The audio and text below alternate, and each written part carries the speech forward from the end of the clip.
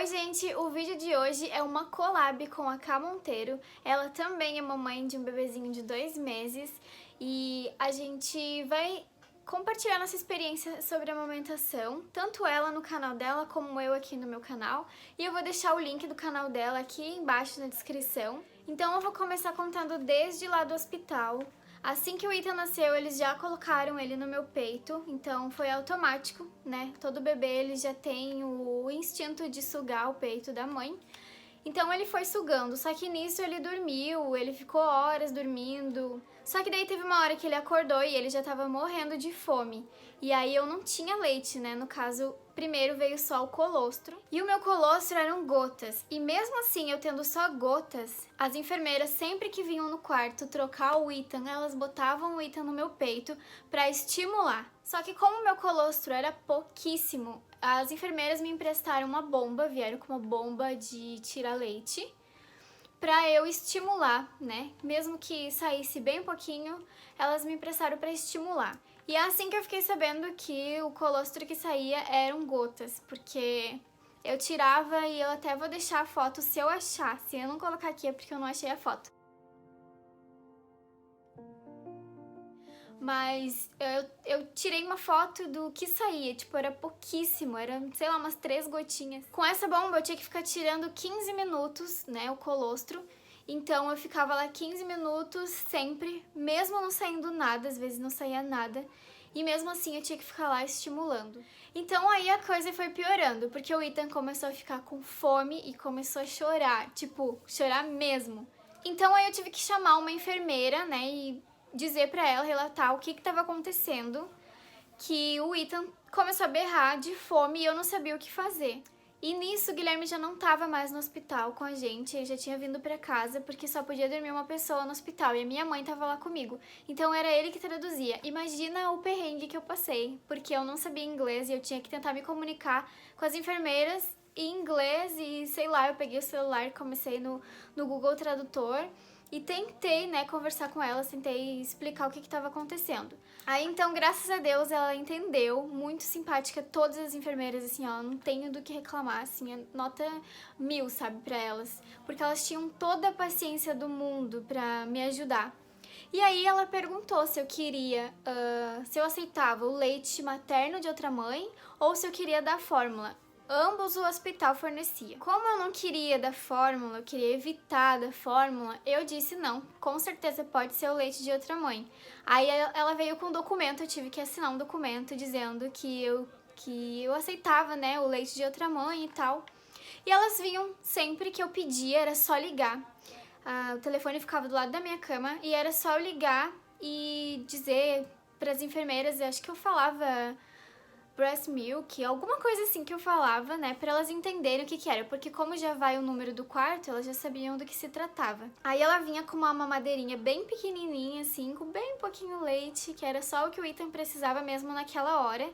E aí elas me avisavam que eu tinha que dar pra ele dentro de 1 hora, que se eu não desse, se ele não quisesse tomar e tal, ia fora, infelizmente. Então, gente, eu não fiquei nervosa porque o leite não tava descendo, nem o colostro, era muito. Eu não fiquei nervosa, não fiquei pensando besteira porque eu sabia que aquilo ali era normal, porque eu já tinha lido na internet. Se eu não tivesse lido na internet ou visto vídeos sobre isso, com certeza eu ia estar desesperada, achando que eu não ia ter leite, porque a minha mãe não teve entre aspas, né, eu já vou chegar nesse ponto, mas a minha mãe não pôde amamentar nós 3, eu tenho mais 2 irmãos, e aí eu ia ficar com aquilo na cabeça com certeza, vai acontecer igual que aconteceu com a minha mãe, eu também não vou ter leite pro Ethan. Mas eu sabia que o leite só desce de 3 a 4 dias após o parto. Então eu fiquei super tranquila, estimulando, mesmo que não saísse nada, eu ia lá com a bomba e tirava, só pra estimular mesmo. Então eu fiquei alimentando o Ethan com leite materno de outra mãe. Como eu disse, a gente dava numa mamadeirinha. E pra ele não acostumar a tomar mamadeira e não querer mais o peito, as enfermeiras me deram a dica de dar 5 golinhos de leite pro Ethan e tirar a mamadeira da boca dele. Aí esperar ali ele engolir um pouquinho, esperar, sei lá, alguns segundos, e aí dar de novo a mamadeira e assim ir. Sabe? O que foi muito bom porque ele não acostumou com mamadeira e não negou, não rejeitou meu peito por causa disso. Então chegou a hora da gente ir embora, a gente foi embora num domingo, era 1h pouca da tarde, e aí eu fiquei pensando o que eu vou fazer agora da minha vida, sendo que eu não vou ter o leite de outra mãe em casa, e eu também não tenho leite pra tirar, tipo, não sai. E aí, o que eu vou fazer? Aí foi que eles deram a fórmula pra gente. A fórmula que deram pra gente no hospital eram umas mamadeirinhas bem pequenininhas, assim, bem fininha. E já tava a fórmula ali, já vinha o bico da mamadeira lacradinho e tudo. A gente só tirava e colocava no potinho. Ele precisava ficar refrigerado, essa fórmula, e ela já era líquida, ela não era um pó que mistura com água, sabe? Ela já era líquida. Se eu achar também, eu deixo a foto aqui de como era a fórmula.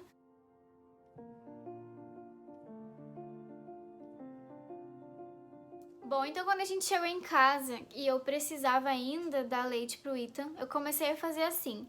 Eu deixava ele esvaziar os 2 peitos, tipo, tudo que tinha de colostro ele tomava. E aí depois eu complementava com a fórmula, porque com certeza ele tinha ficado com fome. E aí então que começou a dor, uma dor horrível no bico dos seios, porque o meu peito não estava acostumado, né, a ter uma criança ali sugando o tempo todo. E como eu precisava dar o meu peito pro Ethan, porque se eu não desse, não ia descer leite, eu tava, né, num beco sem saída.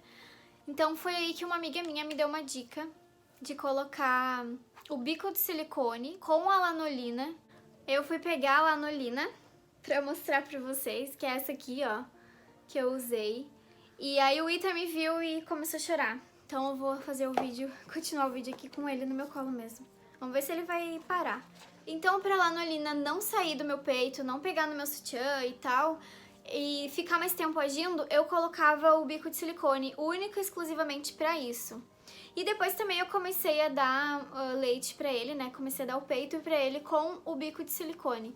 O que, assim, deu uma folga pro meu peito, e aí que ele começou a não arder mais, sabe? Começou a diminuir cada vez mais a ardência até eu conseguir tirar o bico de silicone e deixar o Ethan mamando só no meu peito, pra ele não acostumar também com o bico de silicone, porque depois ele ia chegar uma fase, talvez, que ele não conseguisse mais mamar, por ter acostumado, né, com o bico de silicone. Então eu tirei assim que deu. Então meu leite desceu 4 dias depois do parto, um dia depois que eu saí do hospital. E assim, ó, pareceu uma eternidade, né, pra descer esse leite, mas desceu. Só que mesmo assim o meu leite não parecia ser o suficiente. Aí a gente começou a complementar com fórmula. Eu conversei com uma consultora de amamentação e tudo, ela me orientou. Disse que o bico de silicone não era uma boa porque ele ia acostumar e tal. Mas aí, tipo assim, a consultora era tão boa que ela me sentou numa cadeira de amamentação lá no próprio... É um consultório, né, que eu vou dizer. No próprio consultório, eu sentei na cadeira e ela viu eu amamentando. E, tipo, eu não chorava de dor, mas ela conseguiu ver que... Dava pra ver, sabe, que eu tava sentindo muita dor. E ela disse, não, isso não é normal, sentir tanta dor assim. Aí foi então que ela disse, não, pode continuar com o bico de silicone então, porque, né, a amamentação não é pra ser assim, não é pra ser dolorida, não é pra doer tanto assim. Então, como que aconteceu pra eu complementar com fórmula? Eu dava meus 2 peitos pro Ethan, esperava ele esvaziar tudinho, e aí ele continuava com fome. Hoje em dia eu vejo que ele é esfomeado mesmo, então por isso que isso acontecia. Mas aí eu dava meus 2 peitos pra ele, e aí ele esvaziava e eu complementava com a fórmula. Tipo, eu tentava dar menos fórmula possível pra ele. E aos poucos eu fui tirando, sabe, a fórmula. E isso acontecia, era mais durante a noite, tipo, quando ia chegando a noite, sabe? Porque o Ethan já tinha mamado o dia inteiro no meu peito.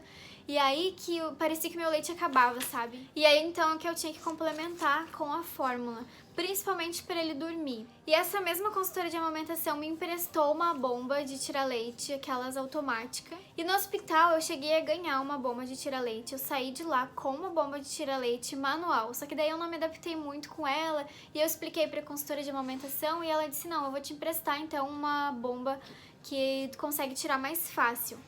Aí o que ela disse? Todas as vezes que o teu bebê mamar os 2 peitos, tipo, acabar com o leite que tem nos seus 2 peitos, depois tu vem com a bomba e tira o excesso.